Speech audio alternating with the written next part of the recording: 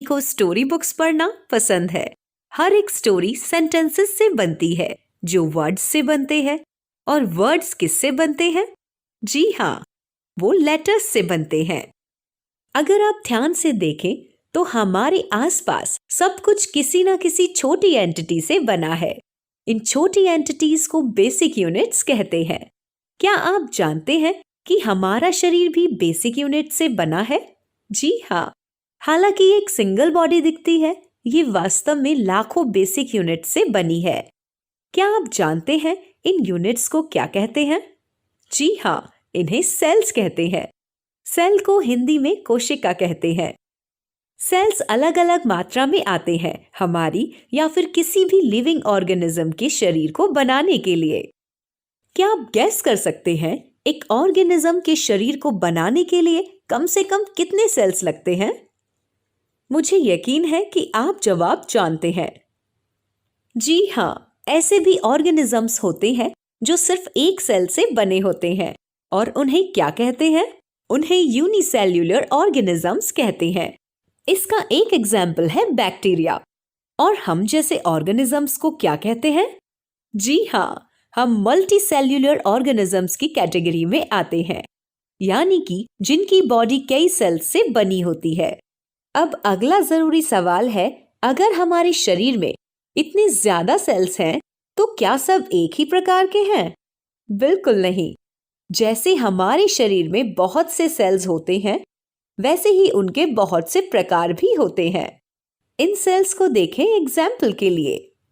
ये बहुत अलग दिखते हैं, लेकिन हैरान करने वाली बात यह है कि तीनों हमारे शरीर का हिस्सा है। जी हाँ, ये एक ओवम है, अगला एक न्यूरॉन है और आखिर में ये रेड ब्लड सेल है। इनका स्ट्रक्चर, शेप, साइज एक दूसरे से बिल्कुल अलग है और इनके फंक्शंस भी। इस तरह से हमारे शरीर को बनाने के लिए विभिन्न प्रकार के सेल्स अलग अलग मात्रा में एक साथ आते हैं। खैर, आज हम इन फैक्ट्स को जानते हैं, लेकिन कभी सोचा है कि वास्तव में इन सभी फैक्ट्स की खोज कैसे की गई? चलिए इसे जानने के लिए सेल्यूलर स्टडीज के इतिहास पर एक नजर डालें। सेल्स जीवन के बेसिक यूनिट्स होते हैं, हम ये जानते हैं। और अब तक हम ये भी जान चुके हैं कि ट्री कॉर्क में देखे गए सेल्स कैसे डिस्कवर हुए और ये बायोलॉजी की दुनिया में कितनी महत्वपूर्ण खोज थी। अब समय आ गया है ये देखने का कि सेल्स माइक्रोस्कोप के नीचे कैसे दिखते हैं।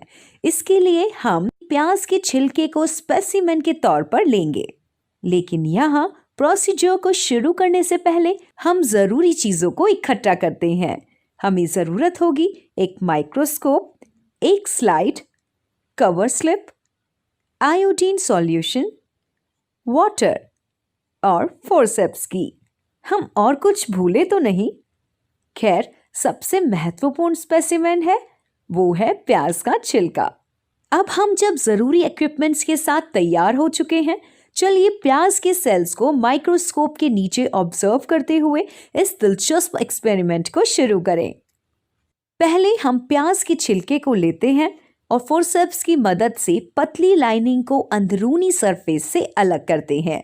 इसे स्लाइड पर रखने से पहले पानी की एक बूंद उस पर डालें और फिर प्याज के छिलके को उस पर रख दें। हमें छिलके और यहाँ तक कि स्लाइड को भी अपनी उंगलियों से छूना नहीं है। फिर हम 2 बूंद डाइल्यूट आयोडीन सॉल्यूशन को ऐड करते हैं। क्या आप जानते हैं कि आयोडीन सॉल्यूशन को इस स्पेसिमेन में क्यों ऐड किया गया है? हमने ऐसा किया ताकि हम सेल के सभी पार्ट्स को साफ साफ देख सकें। इसके बिना उनकी स्टडी करना मुश्किल है, क्योंकि वे ट्रांसपेरेंट होते हैं और अलग अलग भागों के बीच में अंतर पता करना भी मुश्किल होता है। अब हम कवर स्लिप को इस तरह से रखते हैं और सुनिश्चित करते हैं कि स्लाइड पर कोई एयर बबल्स ना बने। अब हमारी स्लाइड तैयार है। स्लाइड के साथ माइक्रोस्कोप को सेटअप करने के इस पूरे प्रोसेस को माउंटिंग कहते हैं। ये देखना भी जरूरी है कि माइक्रोस्कोप के मिरर पर सही मात्रा में लाइट पड़ रही है। क्या अब हम इसे ऑब्जर्व करें? ये हमने शुरू किया। वाओ, क्या ये जबरदस्त नहीं दिखता है? अब इन्हें स्टडी करने से पहले मुझे एक बात बताइए, प्लांट और एनिमल सेल क्या एक जैसे दिखते हैं? क्या उनके पास सेम ऑर्गेनल्स होते हैं या दोनों प्रकार कुछ अलग है? खैर, प्लांट और एनिमल सेल थोड़ा अलग होते हैं। जब एक इंसान के गाल से सेल को एक रुई के साथ लेके माइक्रोस्कोप के नीचे माउंट किया जाता है, मिलते जुलते लेकिन बिल्कुल सेम सेल्स नहीं दिखाई देते हैं। यहाँ ये मोटे अलग अलग बॉर्डर्स हैं जो हर एक सेल को अलग दिखाते हैं। फिर हमारे पास ये छोटे डार्क स्पॉट्स बिखरे हुए हैं चारों तरफ। इसके अलावा ये सर्कुलर स्ट्रक्चर है जिसका रंग काफी गहरा है। क्या आपको पता है ये क्या है? खैर, ये सेल के हिस्से हैं। हमने पिछला वीडियो यहाँ पर रोका था। हमने प्लांट सेल्स और एनिमल सेल्स को स्लाइड पर माउंट किया था माइक्रोस्कोप के नीचे देखने के लिए। चलिए हम इस वीडियो में उनकी स्टडी करें। सुविधा के लिए हम किसी एक को सिलेक्ट करते हैं उसके स्ट्रक्चर और सेल्स के कंटेंट्स को समझने के लिए। मान लीजिए जैसे कि प्याज का छिलका। यहाँ ये मोटे अलग अलग बॉर्डर्स हैं जो हर एक सेल को अलग दिखाते हैं। फिर हमारे पास ये छोटे डार्क स्पॉट्स बिखरे हुए हैं चारों तरफ। इसके अलावा ये सर्कुलर स्ट्रक्चर है जिसका रंग काफी गहरा है। क्या आपको पता है ये क्या है? खैर, ये सेल के हिस्से हैं। चलिए इनसे परिचित होते हैं। एक बाहरी मार्जिन जो यहाँ दिख रही है उसे सेल वॉल कहते हैं। अगर हम थोड़ा नजदीक जाएं, हमें दिखता है कि इस सेल वॉल के अंदर के साइड पर एक और लेयर है। इसे सेल मेम्ब्रेन कहते हैं। जी हाँ, बाहरी वॉल सेल वॉल है और अंदर की लेयर सेल मेम्ब्रेन कहलाती है। सेल मेम्ब्रेन को प्लाज्मा मेम्ब्रेन भी कहते हैं। ये नेचर में पोरस होती है। जरा ठहरिए, पोरस का क्या मतलब है? इसका मतलब है कि कोई भी मटेरियल प्लाज्मा मेम्ब्रेन के अंदर और बाहर आ जा सकता है। लेकिन क्या ये खतरनाक नहीं है? बेशक है, लेकिन इसका जवाब प्लाज्मा मेम्ब्रेन के स्वभाव में है। इसका कारण है कि ये सिलेक्टिवली परमिएबल है। अब यहाँ सिलेक्टिवली परमिएबल का क्या मतलब है? जैसे ऑफिस डोर पर खड़ा हुआ एक गार्ड सिर्फ उन मेंबर्स को अंदर बाहर करने देता है जिनके पास आइडेंटिटी कार्ड्स होते हैं, वैसे ही प्लाज्मा मेम्ब्रेन भी कुछ चुनिंदे मटेरियल्स को ही आर पार जाने देता है। हम इसे डिटेल में अगले वीडियो में देखेंगे। ये सिर्फ ये समझने के लिए था कि कैसे प्लाज्मा मेम्ब्रेन सिलेक्टिवली परमिएबल होते हैं। अब हम सेल वॉल के बारे में जानने के लिए आगे बढ़ते हैं। क्या आपको लगता है कि सभी सेल्स में सेल वॉल्स होते हैं? इसका जवाब ना है। इसका कारण यह है कि एनिमल सेल्स में सेल वॉल्स नहीं होते हैं। एक एनिमल सेल में केवल प्लाज्मा मेम्ब्रेन होती है और सेल वॉल नहीं होती है। सेल वॉल्स प्लांट सेल्स के प्रोटेक्टर्स यानी रक्षक के रूप में काम करते हैं। ये एक नॉन लिविंग मजबूत स्ट्रक्चर से बनी होती है जो है सेल्यूलोज। ये न सिर्फ एक रक्षक के रूप में काम करती है बल्कि प्लांट सेल्स को सही आकार भी देती है। ये सेल टू सेल इंटरेक्शन में मदद करती है और अनचाहे मैक्रोमोलिक्यूल्स के लिए बाधा बनती है। ये रक्षा करती है, ये सेल्स को शेप देती है और ये सेल टू सेल इंटरेक्शन में मदद करती है। साफ तौर पर cell wall plant cell structure का एक बहुत महत्वपूर्ण हिस्सा है। अब इस लाइटर रीजन पर आते हैं। ये लाइटर रीजन साइटोप्लाज्म है। ये एक जेली जैसा सब्सटेंस है जो सेल को भरता है और साइटोप्लाज्म में ये छोटे पार्ट्स ऑर्गेनल्स हैं। और वास्तव में ये क्या है? जैसे ह्यूमन बॉडी में अलग अलग ऑर्गन्स होते हैं, वैसे ही सेल्स में तरह तरह के ऑर्गेनल्स होते हैं और ऑर्गन्स की तरह हर एक ऑर्गेनल अलग अलग काम करता है। अगर हमें ये तस्वीर दी जाए और पूछा जाए कि ये क्या है, तो मुझे यकीन है आपका जवाब होगा सेल। अब इसे पढ़ने के लिए हमें उसके अंदर मौजूद हर एक हिस्से को पढ़ना होगा और ना ही सिर्फ उसके अंदर बल्कि हमें कवरिंग यानी कि इस पार्ट को भी डिटेल में पढ़ना होगा। क्या आप मुझे बता सकते हैं इसका क्या नाम है? बिल्कुल सही, इसे सेल मेम्ब्रेन या प्लाज्मा मेम्ब्रेन कहते हैं। हमारे पिछले वीडियो में हमने पढ़ा था कि सेल मेम्ब्रेन स्वभाव में सिलेक्टिवली परमेएबल होता है, यानी कि ये कुछ चुनिंदा चीजों को ही सेल में अंदर बाहर होने देता है। क्या आप बता सकते हैं कि प्लाज्मा मेम्ब्रेन किससे बना होता है? प्लाज्मा मेम्ब्रेन लिपिड और प्रोटीन से बनता है और इसमें कुछ कार्बोहाइड्रेट चेन्स भी होते हैं। सेल के अंदर और बाहर दो चीजें आसानी से मूव होती हैं, वो है गैस और पानी। क्या आपको लगता है कि इन मॉलिक्यूल्स को मेम्ब्रेन के आर पार होने के लिए एनर्जी की जरूरत होती है? इसे समझने के लिए चलिए एक आसान सा एग्जाम्पल लेते हैं। हमें पता है कि एक पानी के ग्लास में इंक की एक बूंद डालें तो क्या होता है? गहरे रंग की बूंद पानी में डालने पर फैल जाती है और गहरा नीला रंग थोड़ा हल्का हो जाता है। अगर हम मॉलिक्यूलर लेवल पर देखें तो इंक के मॉलिक्यूल्स जो एक ड्रॉप में कॉम्पैक्ट रूप से भरे होते हैं, पानी में डालते ही एक बड़े एरिया में फैल जाते हैं। ये और कुछ नहीं बल्कि डिफ्यूजन का प्रोसेस है और हम जानते हैं कि इस डिस्पर्सल प्रोसेस को एनर्जी की जरूरत नहीं होती। मॉलिक्यूल्स बस मौजूदा जगह में आसानी से हिलने की कोशिश करते हैं और इसी कारण डिफ्यूजन होता है। यही चीज देखी जाती है जब गैस या पानी के मॉलिक्यूल्स मेम्ब्रेन के आर पार ट्रैवल करते हैं। एग्जाम्पल के लिए कार्बन डाइऑक्साइड लेते हैं। जब सेल्स सेल्यूलर रेस्पिरेशन करते हैं तो सेल्स में बहुत ज्यादा कार्बन डाइऑक्साइड जमा हो जाता है। दूसरी ओर सेल्स के बाहर बहुत कम कार्बन डाइऑक्साइड मौजूद होता है, इसलिए कार्बन डाइऑक्साइड के मॉलिक्यूल्स सेल्स के बाहर की ओर चले जाते हैं।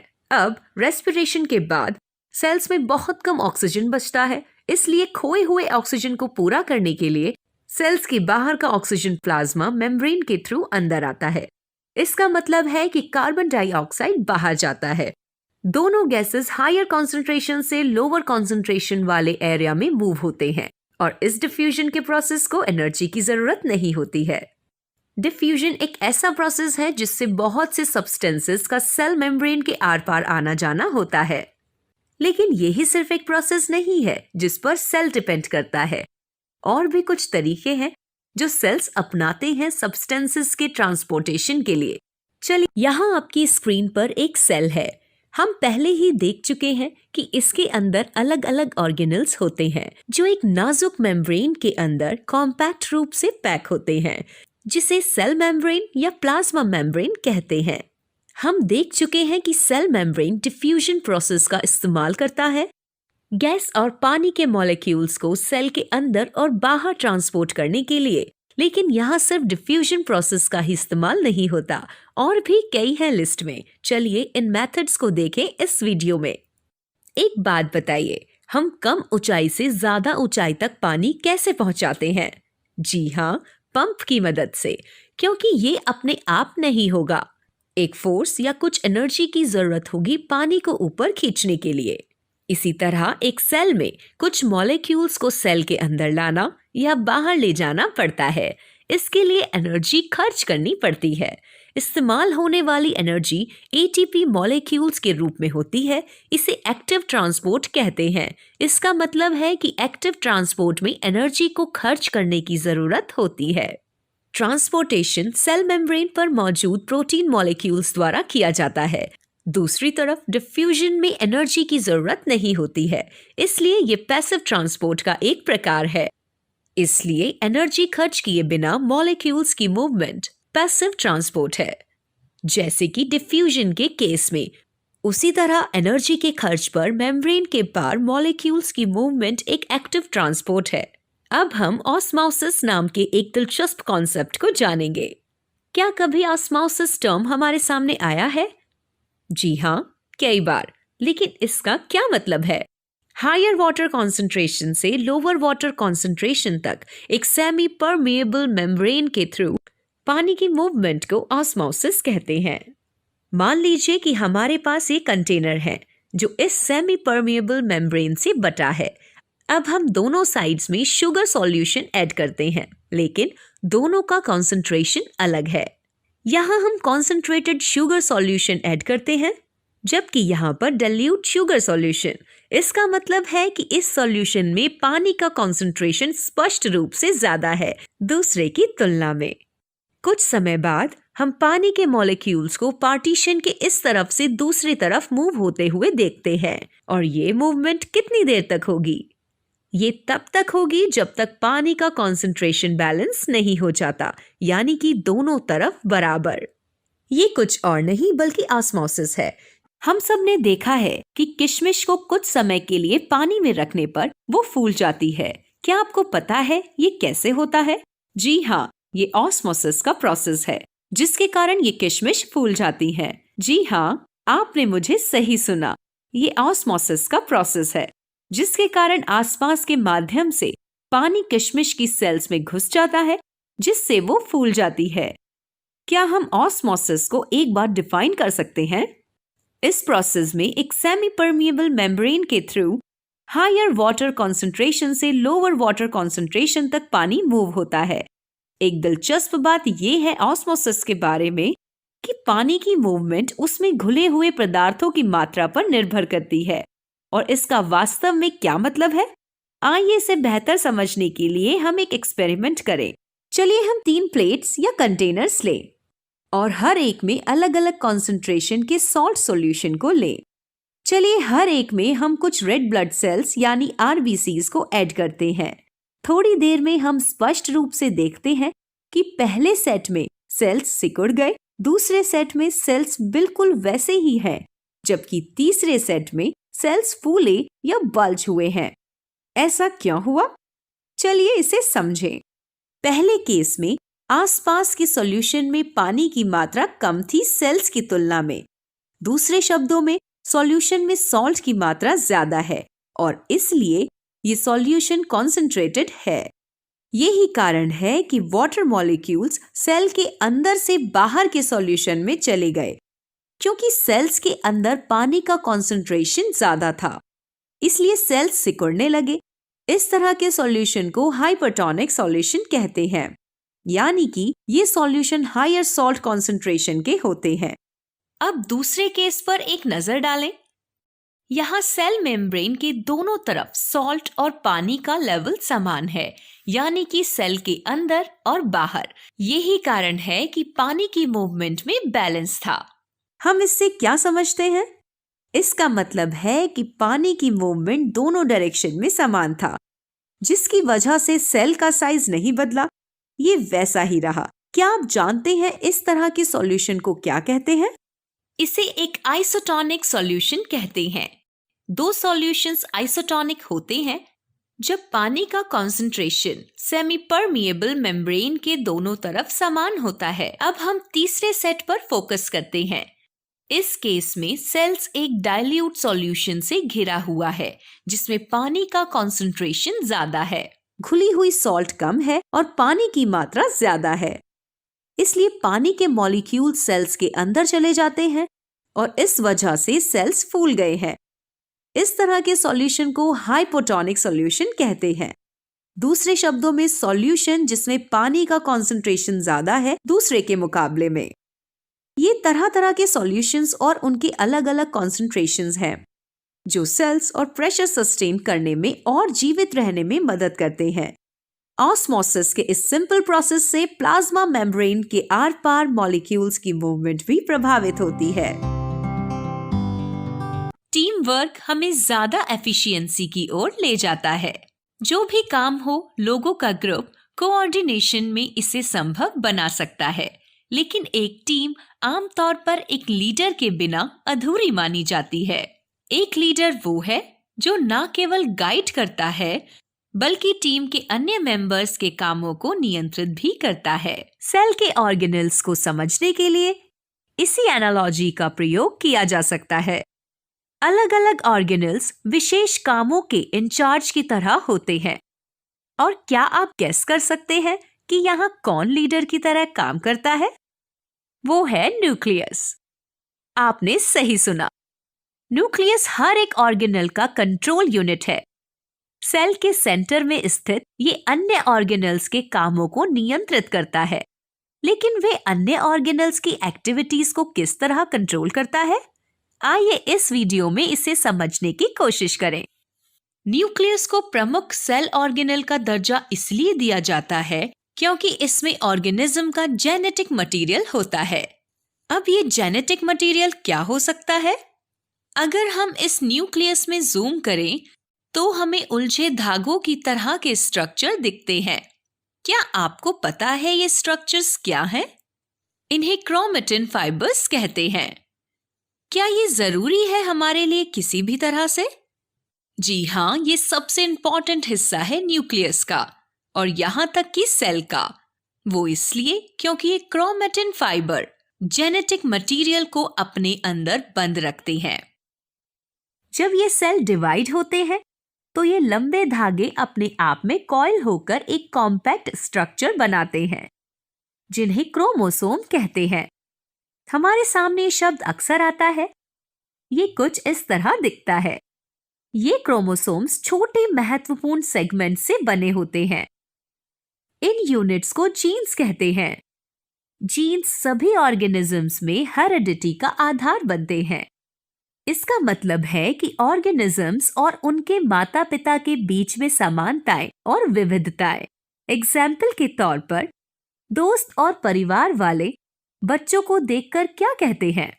वो बिल्कुल अपनी माँ की तरह दिखती है या वो अपने पिता की तरह है। ऐसा इसलिए है क्योंकि नए जन्मे बच्चों को अपने माता पिता से जीन्स मिलती हैं। अब हम थोड़ी और गहराई में देखते हैं। क्या आप बता सकते हैं कि जीन्स किससे बने होते हैं? जीन्स डीएनए के मॉलिक्यूल्स से बनी होती हैं। जी हाँ, आपने सही सुना। डीऑक्सीराइबोन्यूक्लिक एसिड यानी कि डीएनए जीन्स बनाते हैं। तो अब अगर हम उल्टा देखें तो हमारे पास डीएनए मॉलिक्यूल्स हैं जो फंक्शनल सेगमेंट्स बनाते हैं जिन्हें जीन्स कहते हैं। कई ऐसे जीन्स साथ मिलकर क्रोमोसोम्स बनाते हैं। हालांकि कॉम्पैक्ट क्रोमोसोल स्ट्रक्चर केवल तभी मौजूद होते हैं जब सेल डिवाइड होने वाला हो। तो आमतौर पर जब सेल रेस्ट या एक्टिव फेज में हो, सेल डिवीजन के अलावा तो क्रोमोसोम क्रोमेटिन नामक टैंगल्ड धागे के रूप में मौजूद होते हैं। दूसरे शब्दों में क्रोमोसोम्स और क्रोमेटिन एक ही है। जेनेटिक मटेरियल इन क्रोमेटिन धागों के रूप में बंद होता है जो न्यूक्लियस में मौजूद होते हैं। अब ये इस बारे में था कि न्यूक्लियस को प्रमुख ऑर्गेनल क्यों कहते हैं, लेकिन क्या आपको कोई आइडिया है कि ये रेगुलेशन का सिस्टम कैसे काम करता है? न्यूक्लियस के अंदर जो जीन्स मौजूद होती है वो चुनिंदा प्रोटीन्स के लिए कोड करती है। ये प्रोटीन अलग अलग काम करते हैं जो सेल में हम देखते हैं। इसलिए इंफॉर्मेशन देना, कम्युनिकेट करना, यहाँ तक कि किसी स्ट्रक्चर को बनाने जैसे काम, ये सभी काम प्रोटीन्स करते हैं। इस तरह से न्यूक्लियस मदद करता है दूसरे सेल ऑर्गेनल्स के अलग अलग कामों को नियंत्रित करने में। अन्य ऑर्गेनल्स के विपरीत न्यूक्लियस का भी अपना मेम्ब्रेन होता है जो अंदरूनी हिस्सों को बाकी साइटोप्लाज्म से अलग करता है। मेम्ब्रेन में हालांकि पोर्स होते हैं जो पदार्थों को उसके आर पार जाने की अनुमति देते हैं। इसके अलावा न्यूक्लियस का अपना न्यूक्लियोप्लाज्म होता है जो बाकी साइटोप्लाज्म से थोड़ा अलग होता है। अब जब हमने सेल के प्रमुख ऑर्गेनल के बारे में जान लिया है तो चलिए अब हम दूसरे काम करने वाले ऑर्गेनल को देखते हैं। फैक्ट्री किस तरह से काम करती है? खैर, एक फैक्ट्री जो कई चीजों का निर्माण करती है वो कई काम करती है, जैसे असेंबल करना, मॉडिफाई करना, पैक करना और फिर निर्माण की गई चीजों को ट्रांसपोर्ट करना। इसी तरह का प्रोसेस सेल में भी होता है। एंडोप्लाज्मिक रेटिकुलम नामक एक ऑर्गेनल फैक्ट्री की तरह ही काम करता है जो कुछ जरूरी पदार्थ बनाता है, जबकि गॉल्गी एपरेटस नामक दूसरा ऑर्गेनल पैकेजिंग और ट्रांसपोर्ट करता है। चलिए पहले हम एंडोप्लाज्मिक रेटिकुलम के बारे में डिटेल में सीखना शुरू करें। एंडोप्लाज्मिक रेटिकुलम कैसे दिखता है? बस एक लंबी ट्यूब को इमेजिन कीजिए जो कि एक मेम्ब्रेन से घिरी हुई है। ये ट्यूब न्यूक्लियस के चारों तरफ है और ये सेल में से बाहर की ओर मूव होती है। अब अगर हम ध्यान से देखें तो सभी ट्यूब एक जैसे नहीं दिखाई देती हैं। इस नेटवर्क में दो अलग अलग प्रकार की ट्यूब्स हैं। ट्यूब के इस हिस्से पर कुछ पदार्थ जुड़े हुए हैं जबकि दूसरी वाली प्लेन ट्यूब है। इन ग्रैन्युलर स्ट्रक्चर को राइबोसोम्स कहते हैं। जिन ट्यूब में राइबोसोम जुड़ा होता है उन्हें रफ एंडोप्लाज्मिक रेटिकुलम कहते हैं। जी हाँ, अगर ट्यूब से राइबोसोम जुड़े हों तो उसे रफ एंडोप्लाज्मिक रेटिकुलम के रूप में रेफर करते हैं। और उस ट्यूब का क्या जिनसे राइबोसोम्स अटैच नहीं है?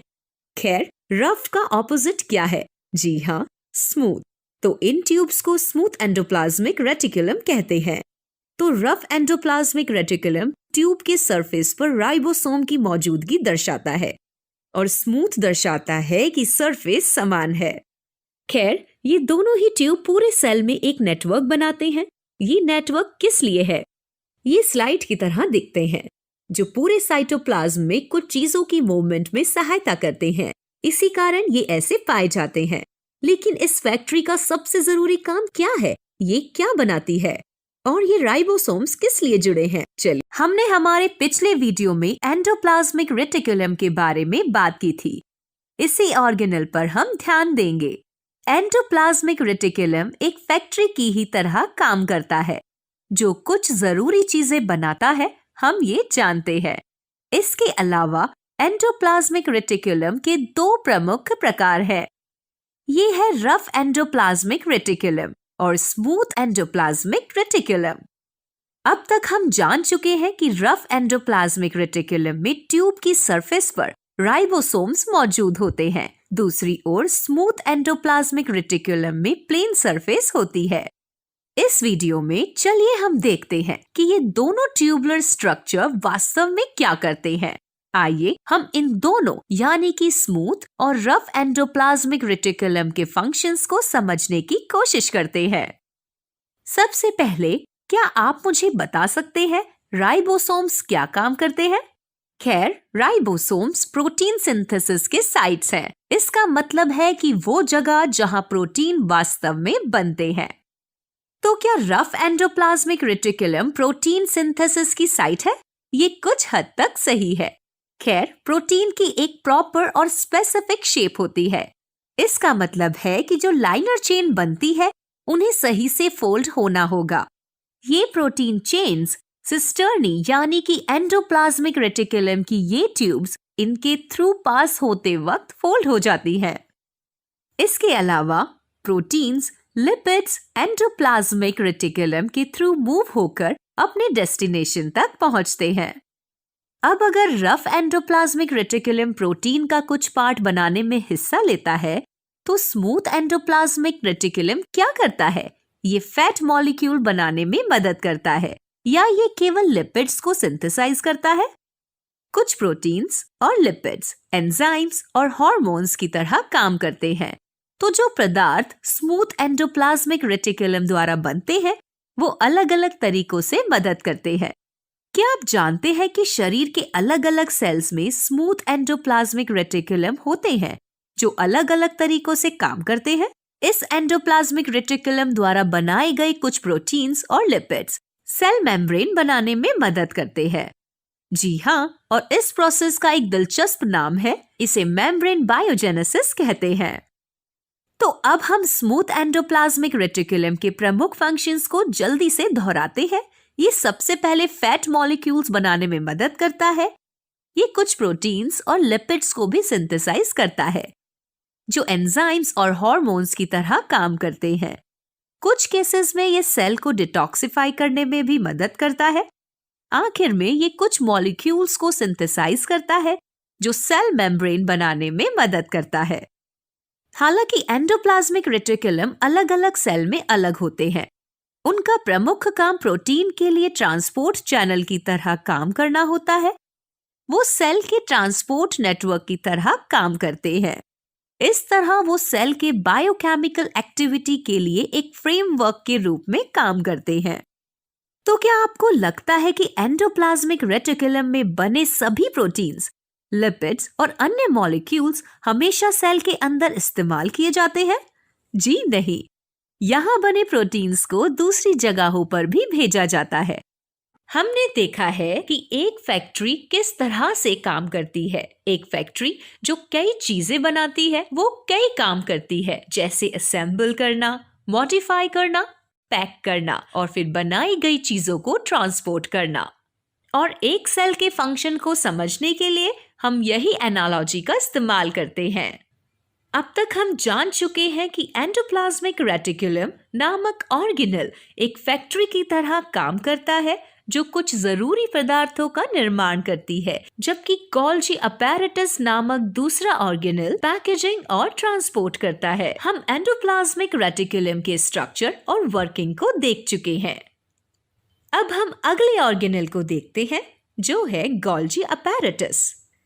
इस यूनिट को सेल का मॉडिफिकेशन और पैकेजिंग यूनिट कहते हैं। इस अपैरेटस का नाम कमीलो गोल्जी के नाम पर रखा गया है, जो कि गोल्जी अपैरेटस को डिस्क्राइब करने वाले पहले व्यक्ति थे। उन्होंने इंडिविजुअल नर्व सेल को स्टेन करने का एक क्रांतिकारी तरीका ढूंढा और सेल के स्ट्रक्चर की पढ़ाई की। जिस सेल ऑर्गेनेल पर उन्होंने फोकस किया वो गोल्जी अपैरेटस था। लेकिन ये ऑर्गेनेल कैसे दिखते हैं? क्या आपने कभी पिचके हुए गुब्बारे देखे हैं?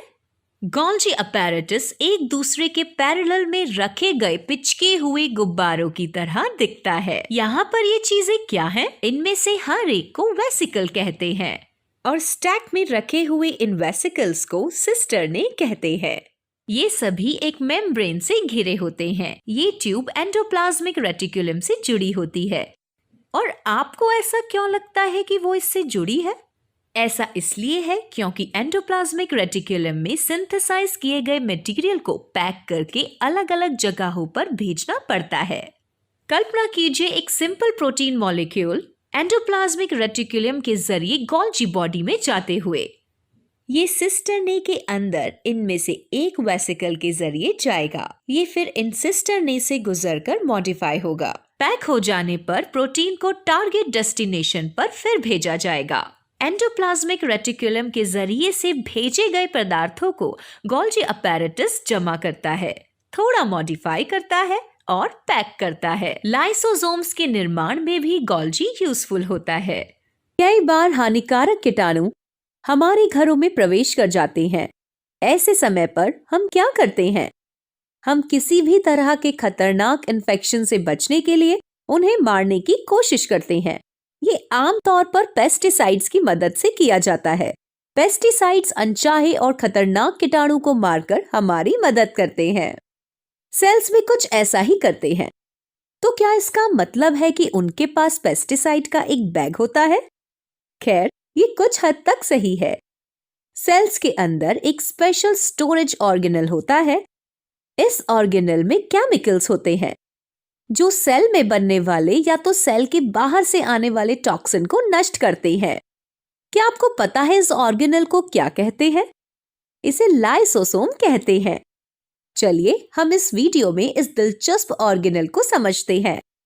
हर एक सेल बहुत सारा वेस्ट मटेरियल बनाता है और कुछ वेस्ट हानिकारक भी हो सकता है। क्या आपको नहीं लगता कि सेल को साफ करने के लिए हमें एजेंट्स की जरूरत है? इतना ही नहीं बल्कि सेल को कई बाहरी पार्टिकल्स का भी सामना करना पड़ता है जो अंदर आकर नुकसान पहुंचा सकते हैं। आपको क्या लगता है किस तरह से सेल इन हानिकारक पदार्थों से छुटकारा पाता है? आपने सही गेस किया। यहाँ लाइसोसोम्स वो ऑर्गेनेल्स हैं जो काम आते हैं। लेकिन वो क्या है जो लाइसोसोम्स की मदद करता है इस बचाव कार्य को करने में? असल में लाइसोसोम्स एंजाइम्स का एक बैग होते हैं जो ऑर्गेनिक मटेरियल्स को डाइजेस्ट कर सकता है। तो कई सारे अलग अलग एंजाइम्स मिलकर लाइसोसोम्स बनाते हैं, पर ये ज्यादातर हाइड्रोलिक एंजाइम्स होते हैं। ये ऑर्गेनिक मटेरियल को छोटे टुकड़ों में काट सकते हैं और उन्हें बेकार कर देते हैं। तो जब कभी बैक्टीरिया जैसी फॉरेन बॉडी सेल पर हमला करती है या फिर जब भी पुराने ऑर्गेनेल खराब होते हैं, तब लाइसोसोम्स एक्टिव हो जाते हैं। वे टारगेट बॉडी को अपने अंदर निगलकर उन्हें डाइजेस्ट कर लेते हैं। कभी कभी सेल अचानक से अपना कंट्रोल खो देता है और अजीब सा बर्ताव करने लगता है। अगर ऐसे समय पर उसे कंट्रोल ना किया जाए तो हो सकता है कि नजदीक के सेल्स भी डिस्टर्ब हो जाएं। तो लाइसोसोम सेल को कंट्रोल करने में कैसे मदद करते हैं? खैर, वो इसे किसी भी तरह से कंट्रोल नहीं करते हैं। ऐसे केस में लाइसोसोम्स बस फट जाते हैं। जी हाँ, आपने सही सुना। उनके फटने की वजह से सारे डाइजेस्टिव एंजाइम्स पूरे साइटोप्लाज्म में फैल जाते हैं। इससे सेल नष्ट हो जाता है, क्योंकि सेल के सभी कंटेंट्स को एंजाइम्स निगल लेते हैं। क्योंकि लाइसोसोम्स जरूरत पड़ने पर सेल को मारने में मदद करते हैं, इसलिए उन्हें सुसाइड बैग्स भी कहते हैं। अब इन सभी कामों को करने के लिए सेल को बहुत ज्यादा एनर्जी की जरूरत होगी। और ये एनर्जी कहाँ से आती है? हमें एक नए शहर की प्लानिंग का काम दिया गया है। आवश्यकताओं की लिस्ट में क्या शामिल होगा? एक medical care centre, market area, garden, shopping centre, educational institute और कई चीजें। इनके अलावा पानी की उचित सप्लाई और एक अच्छी तरह से डिजाइन किया गया सीवरेज सिस्टम आवश्यकताओं के चार्ट में सबसे ऊपर होगा। जरा ठहरिए, क्या हम कोई जरूरी चीज भूल रहे हैं? हर घर को ठीक से काम करने के लिए क्या पावर सप्लाई की आवश्यकता नहीं है? जी हाँ, बिल्कुल है। पावर सप्लाई आज हर घर की सबसे जरूरी आवश्यकताओं में से एक है। इसके बिना महत्वपूर्ण और उपयोगी चीजों का इस्तेमाल संभव नहीं है। इसी तरह हमारे सेल्स में ऑर्गेनल्स को काम करने के लिए एनर्जी की सप्लाई लगातार होनी चाहिए। तो कौन सा ऑर्गेनल जिम्मेदारी लेता है इस एनर्जी को सप्लाई करने की? जी हाँ, ये माइटोकॉन्ड्रिया है। इस डबल मेम्ब्रेन ऑर्गेनल को सेल का पावर हाउस कहते हैं, क्योंकि ये उन मॉलिक्यूल्स का निर्माण करता है जो सेल के काम आने वाली एनर्जी के रूप में होते हैं। पहली बात, काम आने वाली एनर्जी के रूप में, इसका क्या मतलब है? खैर, मान लीजिए कि हम एक दुकान से कुछ खरीदना चाहते हैं। सामान के बदले में हम दुकानदार को क्या देंगे? क्या हम उसे सिर्फ कागज के टुकड़े दे सकते हैं? बिल्कुल नहीं। हम सही करेंसी नोट्स देते हैं, ना कि सिर्फ कागज के टुकड़े। हालांकि दोनों कागज से बने हैं, लेकिन करेंसी नोट्स वैल्यू के स्टैंडर्ड रूप हैं। तो हम कह सकते हैं कि ये करेंसी नोट्स यूजेबल फॉर्म्स हैं। अगर वही आकार का कागज दिया जाए तो वो करेंसी नहीं मानी जाएगी, क्योंकि यूज होने योग्य को ही स्टैंडर्ड या करेंसी नोट माना जाता है। इसी तरह हम जो खाना खाते हैं वो हमें एनर्जी देता है, हम ये जानते हैं, लेकिन खाने से मिलने वाली एनर्जी इस्तेमाल होने वाले फॉर्म में नहीं होती। तो माइटोकॉन्ड्रिया में एंजाइम्स इन एनर्जी मॉलिक्यूल्स को प्रयोग होने वाले मॉलिक्यूल्स में बदल देते हैं। इन्हें एडिनोसिन ट्राइफॉस्फेट कहते हैं। इसे एटीपी के रूप में अब्रीविएट किया जाता है। तो क्या ये एटीपी मॉलिक्यूल्स उपयोगी रूप है? जी हाँ, एटीपी मॉलिक्यूल्स के टूटने पर सेल्स एनर्जी प्राप्त कर सकते हैं। तो सेल का ये पावर हाउस कैसा दिखता है? माइटोकॉन्ड्रिया में दो मेम्ब्रेन होते हैं, बाहरी मेम्ब्रेन और अंदर की मेम्ब्रेन। बाहर की मेम्ब्रेन पोरस होती है। इसका मतलब है कि ये अपने आर पार मटेरियल्स के ट्रांसपोर्ट को अलाउ करती है। अंदर की मेम्ब्रेन थोड़ी अलग और दिलचस्प है समझने के लिए। इस मेम्ब्रेन में कई फोल्ड्स होते हैं और इसलिए उसका सरफेस एरिया ज्यादा होता है। इन फोल्ड्स को क्रिस्टे कहते हैं। लेकिन एक बड़े सरफेस एरिया का उपयोग क्या है?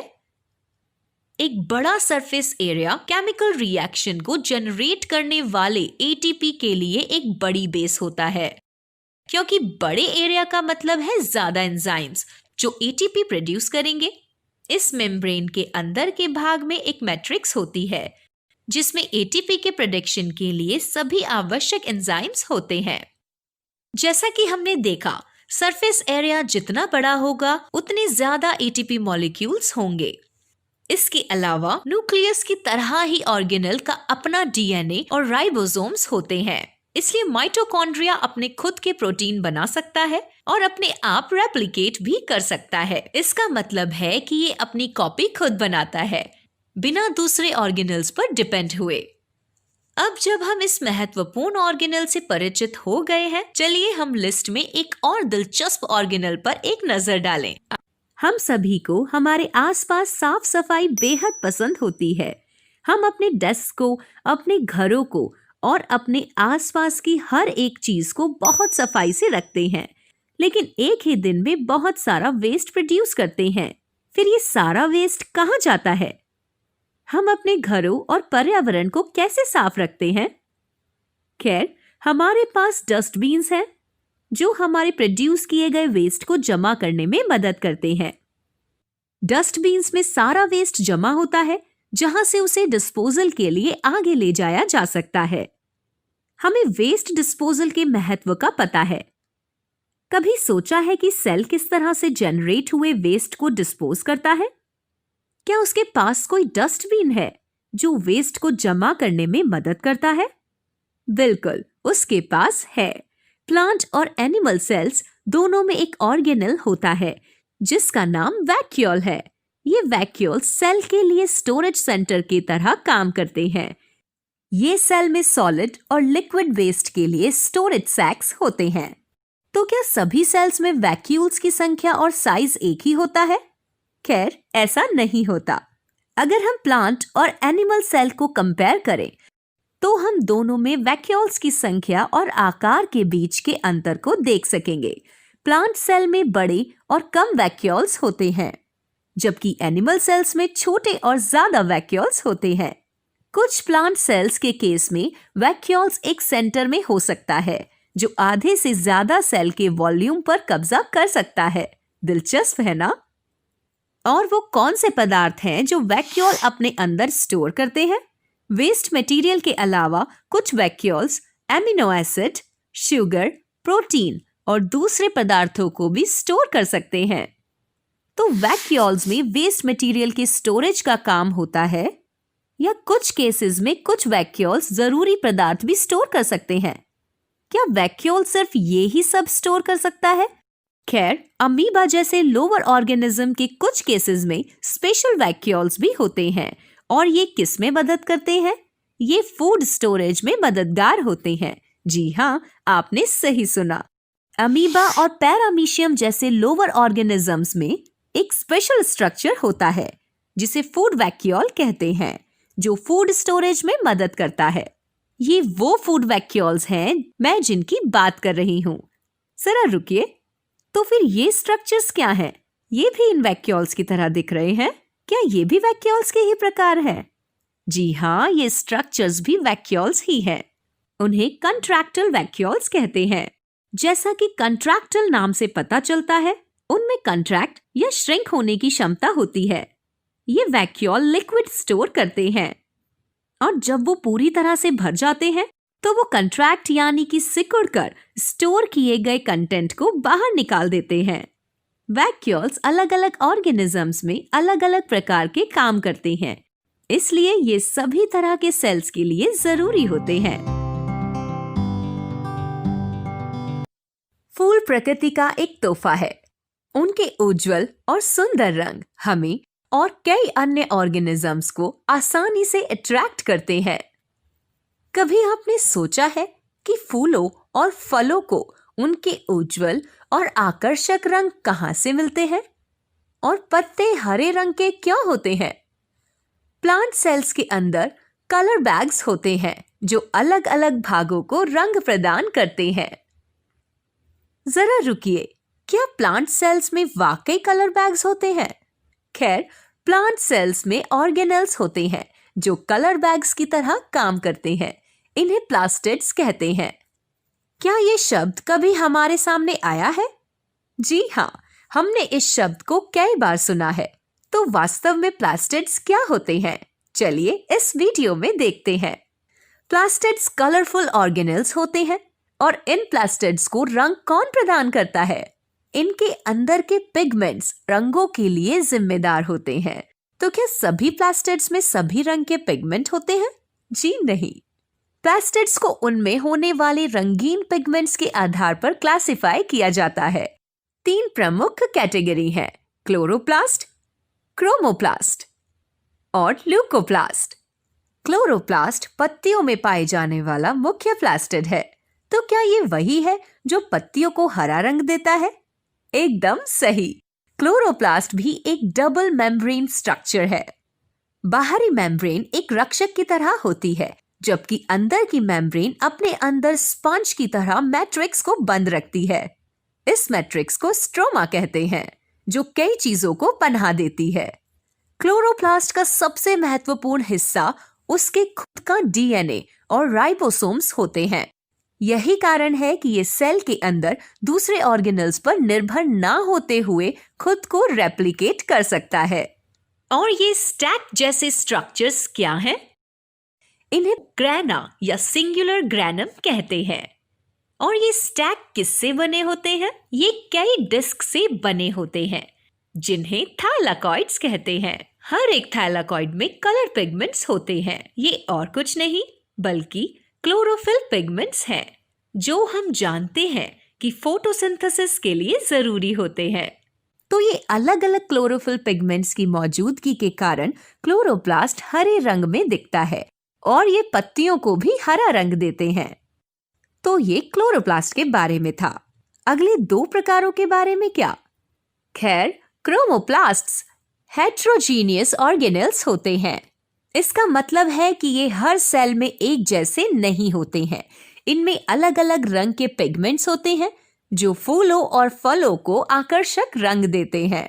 अब आखिरी प्रकार ल्यूकोप्लास्ट है। जैसा कि नाम से पता चलता है, ल्यूको का मतलब है सफेद, इसलिए ल्यूकोप्लास्ट कलरलेस ऑर्गेनेल्स होते हैं। अब अगर ये कलरलेस होते हैं तो उनको इस्तेमाल किस लिए किया जाता है? खैर, ल्यूकोप्लास्ट का मुख्य काम है स्टोरेज करना। उन्हें बड़ी मात्रा में स्टार्च, अदर शुगर्स, प्रोटीन और लिपिड्स के स्टोरेज के लिए जाना जाता है। तो आपको क्या लगता है कि कौन से सेल्स में ल्यूकोप्लास्ट होते हैं? रूट्स, बल्ब्स और अन्य स्टोरेज ऑर्गन्स के सेल्स में ज्यादा संख्या में ल्यूकोप्लास्ट होते हैं। ये अलग अलग प्रकार के प्लास्टिड्स के बारे में था। प्लास्टिड्स ऑर्गेनल्स हैं जो सिर्फ प्लांट सेल्स में पाए जाते हैं। वो एनिमल सेल्स का हिस्सा नहीं होते हैं। क्या आप जानते हैं कि प्लांट और एनिमल सेल्स के बीच कई ऐसे अंतर हैं? यहाँ आपके स्क्रीन पर 2 सेल्स हैं। एक नजर देखकर क्या आप मुझे बता सकते हैं कौन सा प्लांट सेल है और कौन सा एनिमल सेल है? घबराइए नहीं, ये इतना भी मुश्किल नहीं। प्लांट और एनिमल सेल्स को केवल देखकर उनके बीच का अंतर बता सकते हैं। कुछ कैरेक्टर्स का होना या नहीं होना ही काफी है उनमें डिफरेंसेस को समझने के लिए। चलिए हम एक एक करके डिफरेंसेस को समझें। अगर हम सेल के बाहर से उसके इनर कोर तक ट्रैवल करें तो पहला अंतर जो हमें दिखता है वो सेल वॉल है। प्लांट सेल्स में एक प्रॉपर और वेल डिफाइंड सेल वॉल होती है। दूसरी तरफ एनिमल सेल्स में किसी भी तरह की सेल वॉल नहीं होती है। उनके पास सिर्फ सेल मेम्ब्रेन होता है जो प्लांट सेल्स का भी एक हिस्सा होता है। सेल वॉल के वजह से प्लांट सेल एक सही आकार प्राप्त करते हैं। दूसरी ओर एनिमल सेल का एक सही आकार नहीं होता है क्योंकि उनमें सेल वॉल की कमी होती है। अगला अंतर है वो है प्लांट सेल में क्लोरोप्लास्ट का होना।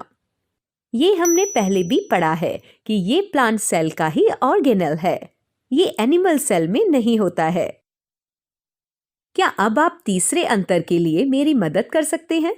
ये सही है, वैक्यूल्स का होना। प्लांट और एनिमल सेल दोनों में वैक्यूल्स होते हैं। हालांकि प्लांट सेल्स में वैक्यूल्स बड़े होते हैं जो सेंटर में होते हैं, जबकि एनिमल सेल्स में कई छोटे आकार के वैक्यूल्स होते हैं। सेंट्रल वैक्यूल सेल में ज्यादातर हिस्से पर कब्जा कर सकता है और दूसरे ऑर्गेनल्स को बॉर्डर की ओर धकेलता है। एनिमल सेल्स का मामला थोड़ा अलग होता है। यहाँ वैक्यूल्स आकार में बहुत छोटे हैं और पूरे साइटोप्लाज्म में बिखरे हुए होते हैं। इनके अलावा इन 2 सेल्स में और बहुत अंतर होते हैं, लेकिन हम अपने हायर ग्रेड्स में उन पर एक नजर डालेंगे। अभी के लिए आप मुझे बताइए, क्या सेल्स का क्लासिफिकेशन बस इन्हीं बेसिस पर होता है? क्या वहां बस 2 तरह के सेल्स हैं, प्लांट सेल्स और एनिमल सेल्स? कुछ देर के लिए सोचिए। इसका जवाब ना है। ये बस प्लांट और एनिमल सेल्स के बीच का अंतर था। ये वो तरीका नहीं जिससे सेल्स को क्लासिफाई किया जाता है। तो हम सेल्स को कैसे क्लासिफाई करते हैं? सेल्स 2 मेजर टाइप्स में क्लासिफाई किए जाते हैं, प्रोकैरियोटिक सेल्स और यूकैरियोटिक सेल्स। ये हैं 2 टाइप्स जिनकी हम बात कर रहे हैं। ये एक प्रोकैरियोटिक सेल है और ये एक यूकैरियोटिक सेल है। चलिए दोनों के बीच के अंतर को समझें। यहाँ प्रोकैरियोटिक नाम हमें इसके स्ट्रक्चर को जानने में मदद करता है। शब्द प्रो प्राचीन इंडिकेट करता है। शब्द कार्योन एक कर्नल को रेफर करता है, जो कि इस केस में न्यूक्लियस है। तो क्या इन सेल्स में एक प्राचीन प्रकार का न्यूक्लियस होता है? खैर, इन सेल्स में वास्तव में एक अच्छी तरह से वेल डिफाइंड न्यूक्लियस नहीं होता है। क्या आप साइटोप्लाज्म में धागे जैसे स्ट्रक्चर को बिखरे हुए देख सकते हैं? ये कुछ और नहीं बल्कि न्यूक्लियोइड नामक जेनेटिक मटेरियल है। न्यूक्लियोइड हमारे सेल्स में न्यूक्लियस के समान होता है। इसमें डीएनए आरएनए के स्ट्रैंड्स होते हैं और इसमें सेल की जेनेटिक जानकारी होती है।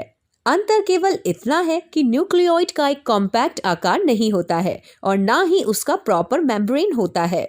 अगला स्पष्ट अंतर ये है कि ऑर्गेनेल्स भी मेम्ब्रेन बाउंड नहीं होते। इसका मतलब है कि प्रोकैरियोटिक सेल में अलग अलग ऑर्गेनेल्स के लिए अच्छी तरह से डिफाइंड मेम्ब्रेन नहीं होता है। दूसरी ओर यूकैरियोटिक सेल, जिसका मतलब है कि एक ट्रू न्यूक्लियस के साथ सेल, उसमें न्यूक्लियस और दूसरे ऑर्गेनेल्स के लिए वेल डिफाइंड मेम्ब्रेन्स होते हैं। कई अन्य विशेषताएं हैं, लेकिन हम अभी उनके डिटेल में नहीं जाएंगे।